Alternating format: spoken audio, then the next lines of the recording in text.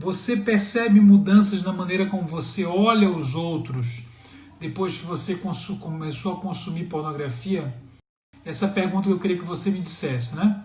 Eu queria dizer o seguinte, a mensagem de hoje é a seguinte: o nosso olhar, ele vai sendo contaminado, a maneira como a gente olha é influenciado pelas nossas práticas, porque a pornografia, ela vai nos enclausurando, vai nos detendo dentro de uma maneira equivocada de pensar a sexualidade, de maneira equivocada de pensar o outro, uma maneira equivocada de pensar Deus.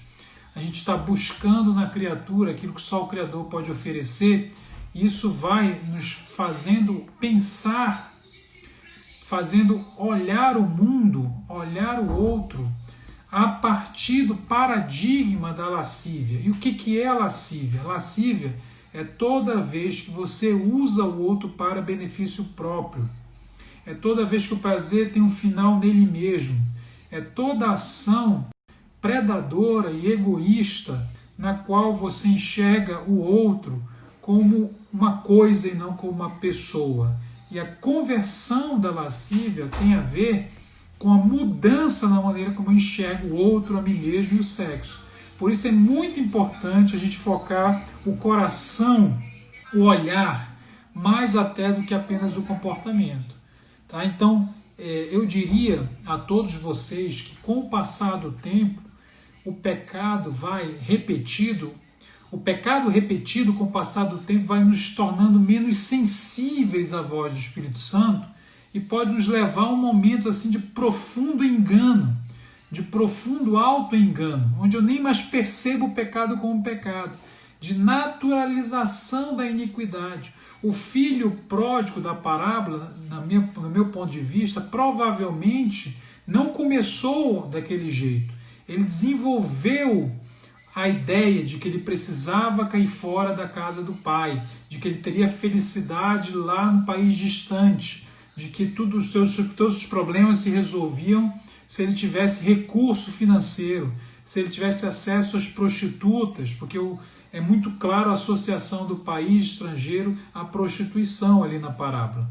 Então essa ideia vai nos tornando um pouco sensíveis, essa lepra espiritual que se esconde dentro de nós, porque o pecado vai dessintonizando a nossa consciência do Espírito Santo. A nossa consciência não tem as respostas todas para os nossos problemas. Às vezes nós falhamos, às vezes a nossa consciência falha, a gente fica culpado quando não deveria ficar culpado e não vê como errado algo que deveria ver como errado, ou seja, a consciência às vezes ela falha. Então ela precisa sintonizar com o Espírito Santo. E se você fica na lama do pecado, mesmo tendo sido criado para Deus, tendo nascido de novo, você corre o risco de ter cada vez mais aumentado as camadas de auto-engano que cobrem a sua consciência.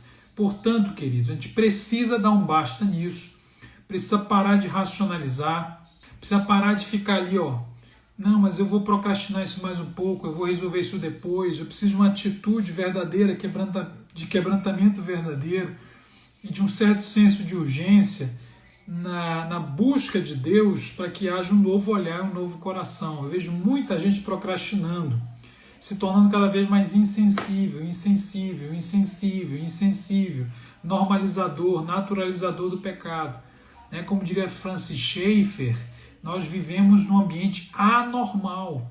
Se você não se sente num ambiente anormal, se você já está amigo do mundo, se você já está apático frente à hostilidade e aos contornos trágicos de um mundo que jaz no maligno, é porque o seu coração já está insensível. Você pode naufragar na fé se não houver uma boa consciência. Muitas vezes Deus age no nosso dia a dia, às vezes permite coisas, às vezes até aflições e provações, não para nos destruir, mas para levantar de novo a nossa sensibilidade à voz do Espírito Santo, para nos fazer ouvintes da voz que a gente tem negligenciado.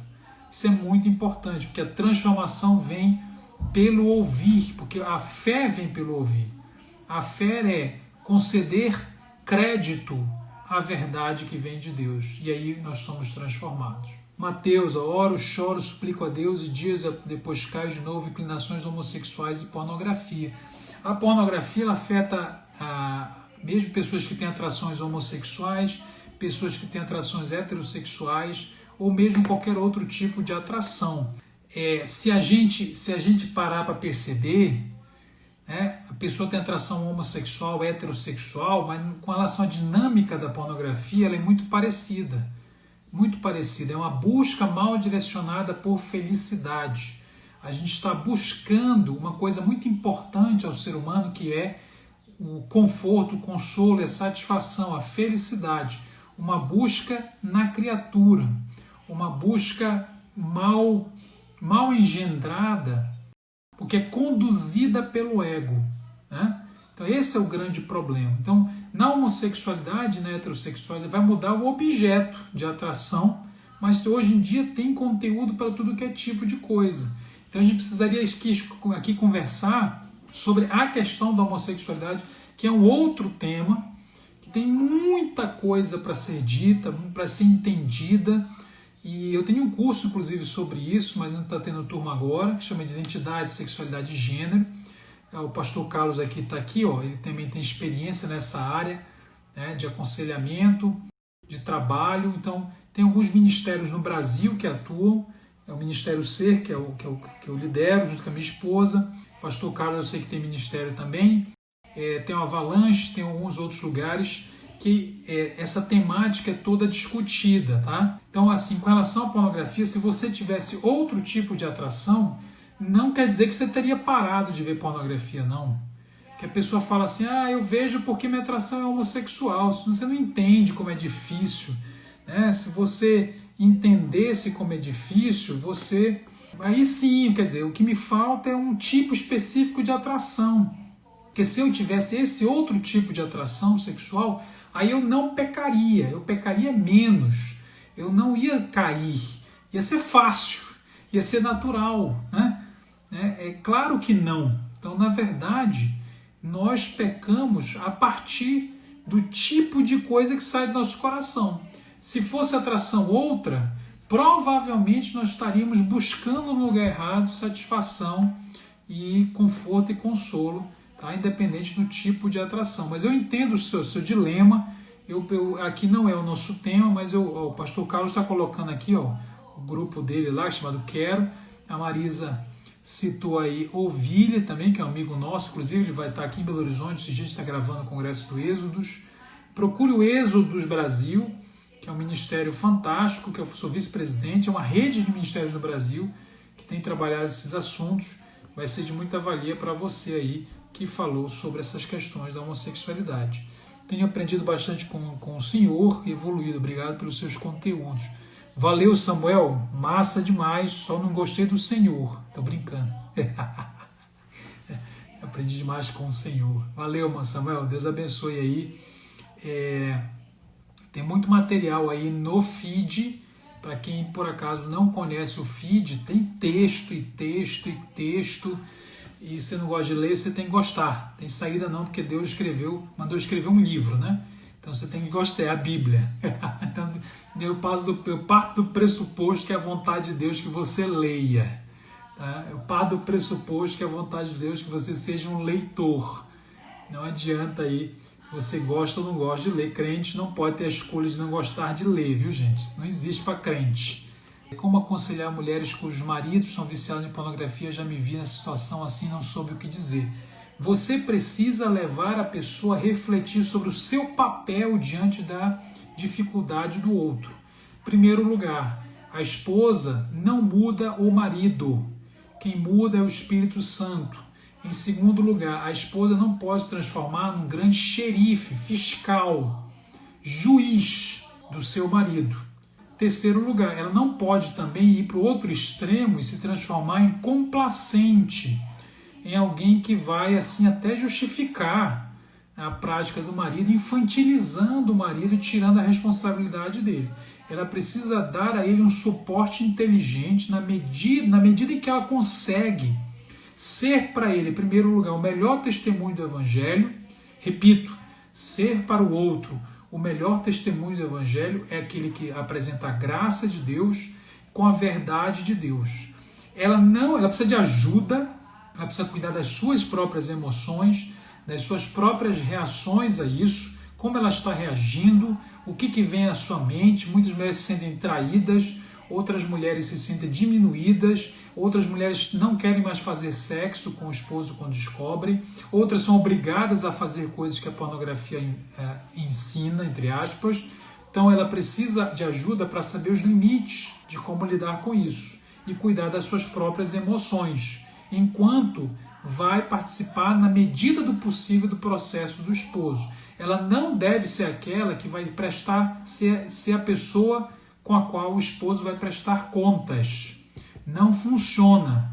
Tá? Ele precisa de outras pessoas numa rede de ajuda. Tá? Ela precisa focar no casamento, perceber que ela também pode ter erros que não justificam o erro do marido de jeito nenhum. Mas assim, a Bíblia diz que Deus, quando vê alguém pecar, ele não fica apático. Então a mulher também vai sentir coisa, vai se sentir mal. Não é apatia que você tem que buscar, é processar essas emoções. Mas não pode deixar essas emoções enfermarem e adoecerem, inflamarem o coração de amargura, porque senão você não consegue ter uma saída de perdão. Então são várias questões a serem tratadas quando é o esposo que vê a pornografia. Tá? Isso é muito, muito, muito, muito importante. Tem um material pouco aí no feed sobre isso. Então, é essa questão aí de qual é o meu papel. Porque a mulher não pode achar que o papel dela é ser o Espírito Santo. Eu costumo dizer que a maneira mais rápida para você se tornar um demônio na vida de alguém é tentar ser Deus na vida dessa pessoa. Porque ao tentar ser Deus, ao tentar fazer a transformação, tomar para si, você agride geralmente, você invade, você torna a coisa artificial. E ao mesmo tempo você vai se frustrar, você vai se decepcionar, porque você não tem a potência, o poder de transformar o coração de absolutamente ninguém. Ok? Então eu diria que é por aí. É entender qual é o nosso papel e qual é o papel do Espírito Santo. Isso é uma coisa muito comum dentro das famílias, né? Quando os filhos também assumem comportamentos difíceis, os pais querem mudar, querem substituir os filhos na sua autonomia de decisão. Isso é muito importante a gente entender. De fato, casamentos acabam por causa de coisas que começam com pornografia. Tem casamento que derrete. E a raiz onde tudo começou pode ser o vício em pornografia. Então busque ajuda.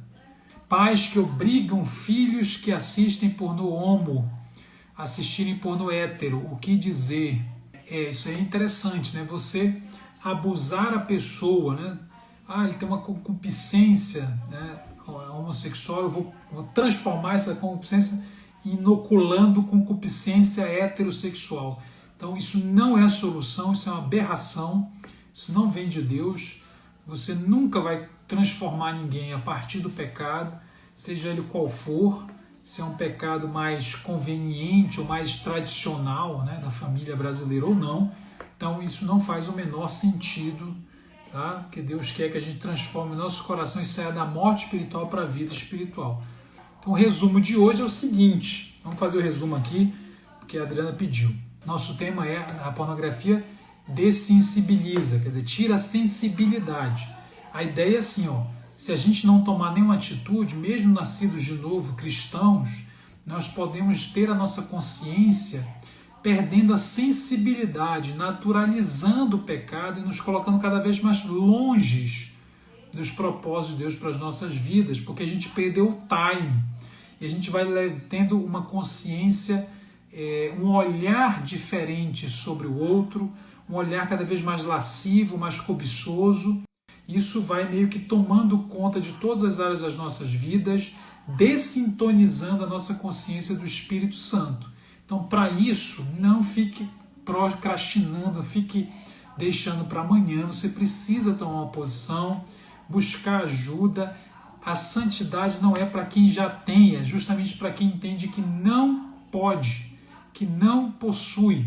É alguém que se vê vazio, é alguém que reconhece a necessidade do médico, o médico dos médicos, que veio não para os sãos, mas para aqueles que se veem como necessitados. como enfermos. Então a santificação é um crescer em justiça, não é a justiça consumada.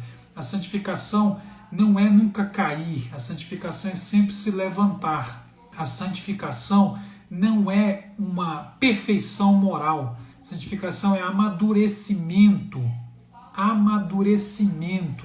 em direção ao dia pleno, que é a vereda do justo, que vai se tornando cada vez mais iluminada até ser meio-dia. Então que Deus abençoe e te conduza nesse processo aí.